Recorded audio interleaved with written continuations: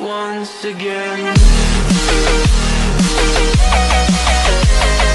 Oh hey guys, welcome to our YouTube channel Techno Holic. Today we are going to do the hands-on review of new smartphone interface launched by Samsung, that is One UI.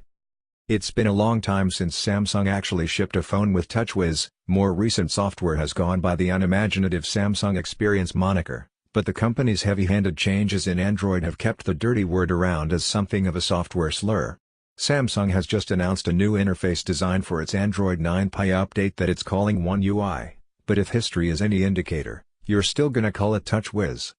Samsung claims it has three primary drives behind the new UI: focus, neural interaction, and comfort.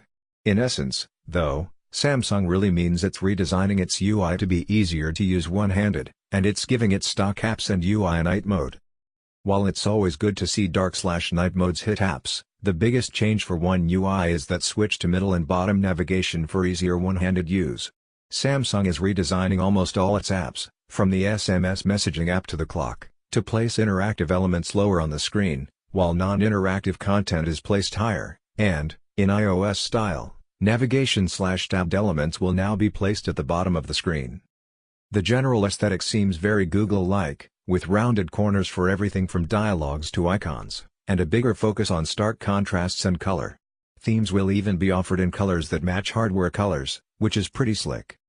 An open beta testing program for the SPI-based One UI is coming to the Galaxy S9, S9 Plus, and Note 9 in November for customers in the US, Korea, and Germany, with other countries to follow later. Instructions for joining the beta are available at Samsung's site. One UI's release for those same phones is set for early next year. Thanks for watching this video. Do subscribe our channel for future update.